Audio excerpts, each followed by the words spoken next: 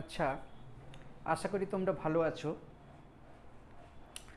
তোমরা আগের 3টে ভিডিওতে দেখেছো যে লসাগু গসাগু সম্পর্কে বিভিন্ন রকমের তাদের ডেফিনিশন, মানে সংজ্ঞা কী করে সেটা বের করতে হয়, এবং একটা সমস্যার সমাধানও আমরা করেছি এই লসাগু গসাগুকে কাজে লাগিয়ে। মেনলি লসাগুকে কাজে লাগিয়ে আমরা করেছিলাম সেটা।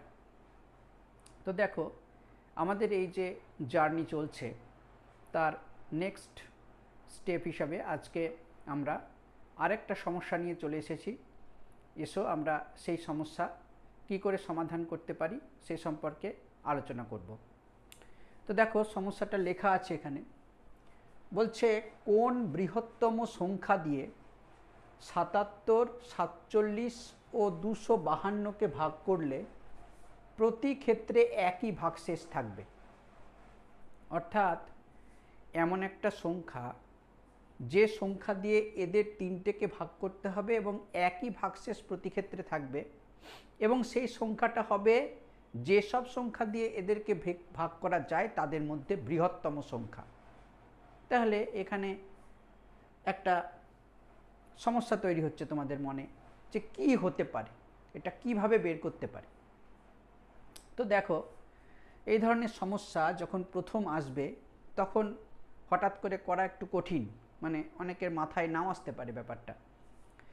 এবার সেই জন্যে আমাদের এর একটা প্রসিডিওর আছে। এখন যদি আমি শুধু প্রসিডিওরটা করে দিই তাহলে তোমরা অঙ্ক এই টাইপের দিলে করতে পারবে, কিন্তু সেটা কি করে এলো সে সম্পর্কে তোমাদের ধারণা জন্মাবে না। ফলে অঙ্কটা করে যে আনন্দ পাওয়ার ব্যাপারটা সেটা হবে না। একটা অঙ্ক করলে সেটা যদি কিভাবে এলো বুঝে না করো তাহলে সেই আনন্দের ব্যাপারটা কিন্তু তোমাদের মধ্যে থাকবে না। অর্থাৎ এই অঙ্কটা যদি তোমরা এমনি করে দিই আমি যে এইভাবে করতে হয় তাহলে তো করাই যায়, সেটা করে দিয়ে তোমরা উত্তরও পেয়ে যাবে।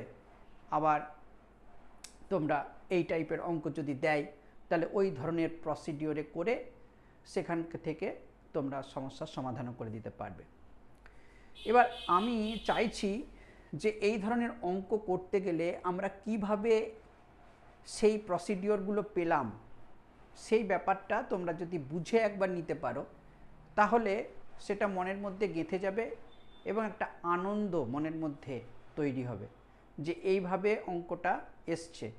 তার ফলে তোমরা যখন ভবিষ্যতে করবে তখন যে প্রসিডিওর করবে সেটা সহজে ভুলবে না, বা এইভাবে এসছিল যখন মাথায় আসবে ওটা তখন একটা মন থেকে আনন্দ পাবে, অঙ্ক করে মজা পাবে। দেখো, এখানে 3টে সংখ্যা, ধরো যে কোনো 3টে সংখ্যা, সেই 3টে সংখ্যা তার আমি তৈরি করব, আমি তৈরি করে দেখব যে সেই 3টে সংখ্যার ভাগশেষ যদি প্রত্যেক ক্ষেত্রে একই থাকে তাহলে কোন সংখ্যা দিয়ে ভাগ করলে আমরা সেটা পেতে পারি, সেটা আমরা করে দেখব। সেটা তোমরা একটা উদাহরণ দিয়েও করতে পারো বা আরবিট্রারি যে কোনো সংখ্যা মানে ধরে নিয়ে সেটার থেকেও করতে পারো। যেমন ধরা যাক একটা সংখ্যাকে, কোনো সংখ্যাকে যদি আরেকটা সংখ্যা দিয়ে ভাগ করা যায়, যেমন ধরো 7কে যদি 2 দিয়ে ভাগ করা যায় তাহলে 2 3 6 আর ভাগশেষ হলো 1। তাহলে 7কে আমরা কিভাবে লিখতে পারি?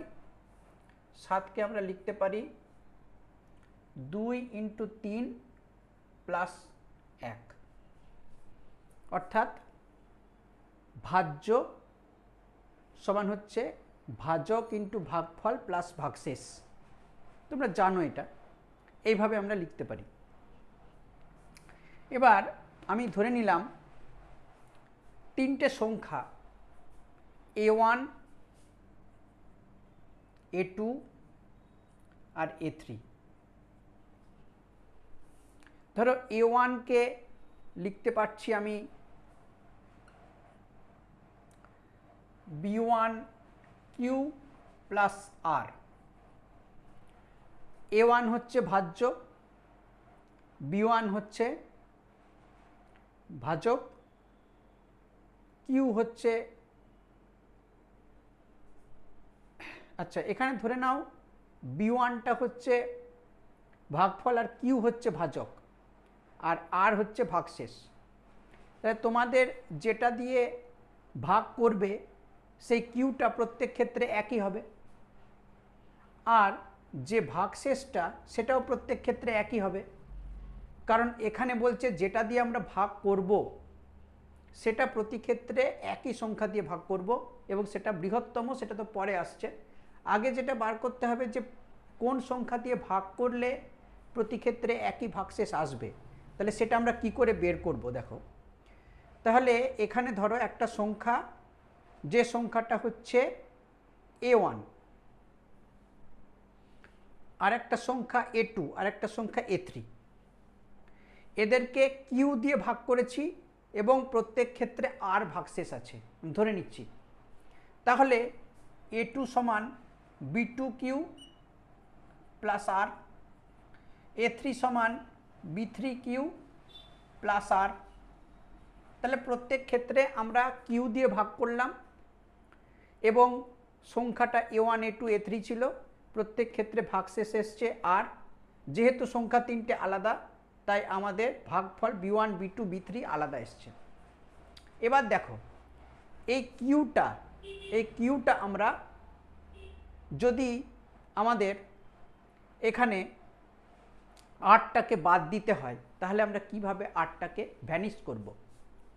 এটা যদি 1 নাম্বার হয়, এটা যদি 2 নাম্বার হয়, আর এটা যদি 3 নাম্বার হয়, তাহলে দেখো এই 2 নাম্বার থেকে 1 নাম্বারটা যদি আমি বিয়োগ করে দিই, 2 - 1 যদি আমি করি, তাহলে দেখো কি আসছে, a2 - a1, a2 - a1 সমান আসছে আর আর ক্যান্সেল হয়ে যাচ্ছে, তাহলে b2 - b1 ইন্টু কিউ। আবার দেখো যদি a3 - a2 করি, অর্থাৎ 3 - 2 যদি করি, 3 - 2 করলে দেখো কি আসছে, a3 - a2 সমান হচ্ছে b3 - b2 ইন্টু কিউ। আবার যদি 3 - 1 করি, 3 - 1, তাহলে দেখো a3 - a1 সমান হচ্ছে কত, b3 - b1 ইন্টু কিউ। তাহলে দেখো আমরা যদি এই যে তিনটে সংখ্যা দিয়েছে তাদেরকে একটা থেকে আরেকটা করে বিয়োগ করি, তাহলে প্রত্যেকটা ক্ষেত্রেই যে সংখ্যা দিয়ে আমরা ভাগ করছি অর্থাৎ কিউ মানে ভাজকটা, প্রত্যেকটার ভাজকটা আলাদা করে চলে আসছে।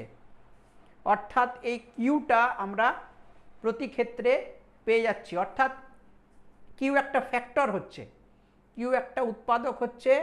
এই বিয়োগফল যেটা প্রত্যেক ক্ষেত্রে পাচ্ছি তার একটা উৎপাদক হচ্ছে কিউ।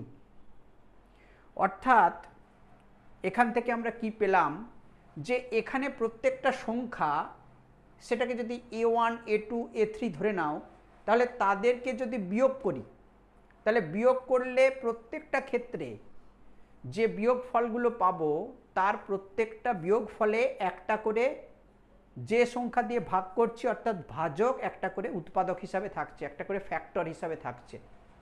অর্থাৎ আমরা এই যে কোন সংখ্যা দিয়ে ভাগ করলে একই ভাগশেষ থাকবে সেটা বার করতে গেলে আমরা যদি এই সংখ্যাগুলো একটার থেকে আরেকটা করে বিয়োগ করি, তাহলে বিয়োগ করার পর যে সংখ্যাগুলো পাবো তার মধ্যে এমন ফ্যাক্টর থাকবে যে ফ্যাক্টরটা ওই তিনটোতেই, অর্থাৎ এমন একটা উৎপাদক থাকবে যে বিয়োগফলগুলো থাকবে সেই প্রত্যেকটা বিয়োগফলেই সেই উৎপাদকটা থাকবে, অর্থাৎ সেই গুণনীয়কটা থাকবে।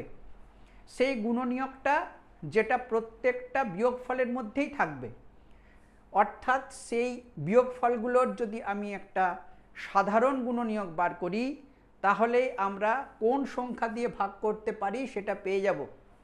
এখন দেখো এখানে বলেছে সব থেকে বড় সংখ্যা দিয়ে করতে হবে, তাহলে উৎপাদক তো অনেকগুলো হতে পারে।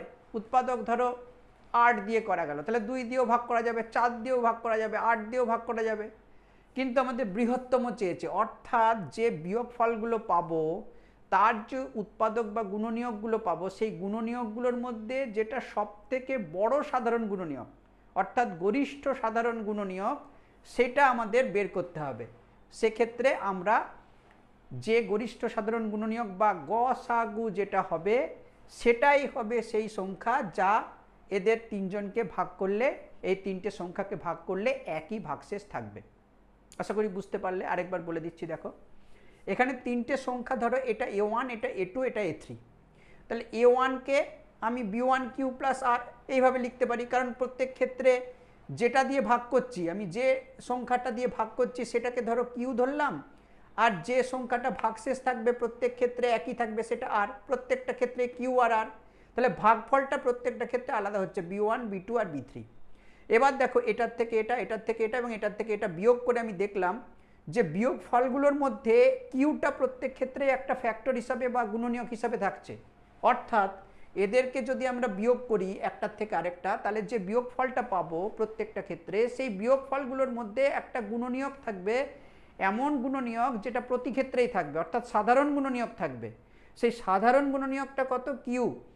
এখন সেই সাধারণ গুণনীয়কগুলোর মধ্যে যেটা বৃহত্তম হবে সেটা আমাদের চেয়েছে, অর্থাৎ গরিষ্ঠ সাধারণ গুণনীয়ক আমাদের বের করতে হবে, এবং সেই গরিষ্ঠ সাধারণ গুণনীয়ক অর্থাৎ গসাগু। অর্থাৎ আমাদের কি বের করতে হবে? এই তিনটে বিয়োগফল বার করতে হবে, দিয়ে বিয়োগফলগুলোর মধ্যে গসাগু বের করতে হবে। দেখো এবার আমরা করতে থাকি, বিয়োগফলগুলোর মধ্যে গসাগু আমরা বার করতে থাকি, তাহলেই বুঝতে পারবে কি সুন্দরভাবে অঙ্কটা বেরিয়ে যাবে উত্তর। দেখো এখানে 252, তার থেকে বিয়োগ করো 147, বিয়োগ করলে কত হবে? এখানে 7 5 12, 4 1 5, 0, এখানে 1, 105 একটা বেরোলো। এবার দেখো 147 থেকে 77 বিয়োগ করব, এটার থেকে এটা বিয়োগ করব, তাহলে এখানে 0, এখানে 7, তাহলে 70, এই একটা বেরোলো। এবার 252 থেকে আমি বিয়োগ করব 77, তাহলে এখানে 5, এখানে 7টা 8 হলো, 9 10 11 12 13 14 15, 7, আর এখানে 1 এলো, তাহলে 175। তাহলে 105, 70 আর 175 তিনটে বিয়োগফল পেলাম। এবার এই তিনটে বিয়োগফলের মধ্যে আমি কি করব? এদের একটা সাধারণ গুণনীয়ক আছে এবং সেটা সবথেকে বড় সাধারণ গুণনীয়কটা বার করতে হবে, অর্থাৎ গরিষ্ঠ সাধারণ গুণনীয়ক আমরা দেখলাম ওখানে। তাহলে এদের মধ্যে যেটা সবথেকে বড় সাধারণ গুণনীয়ক সেটা হচ্ছে এদের গসাগু।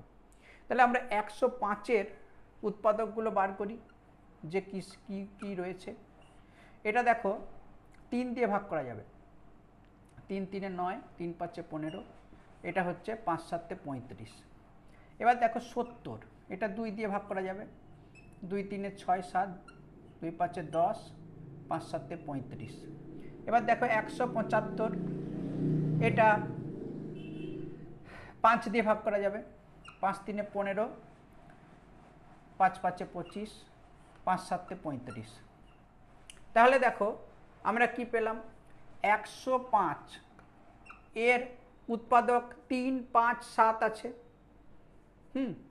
এর উৎপাদক 2 5 7 আছে, এর উৎপাদক 5 5 7 আছে। তাহলে এইটা 105-কে আমরা উৎপাদক হিসাবে কি কি পাচ্ছি?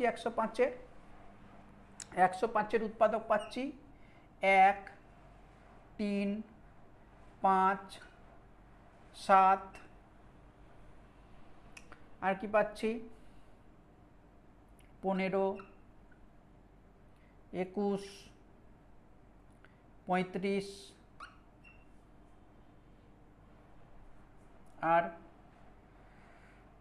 আর হচ্ছে আর পাচ্ছি না, 105।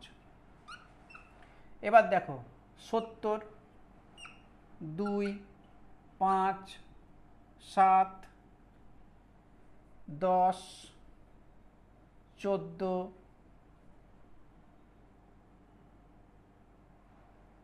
আর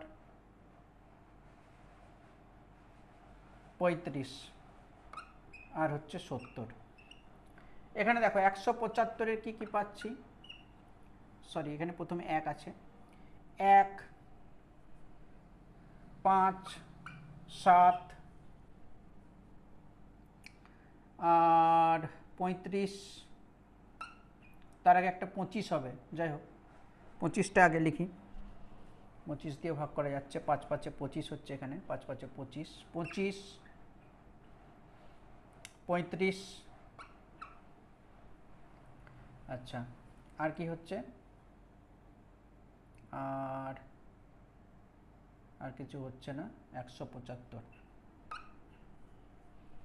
দেখো এই যে উৎপাদকগুলো বেরোলো, এর মধ্যে সাধারণ উৎপাদক কি কি আছে, সাধারণ গুণনীয়ক 1 1 1 5 5 5 7 7 7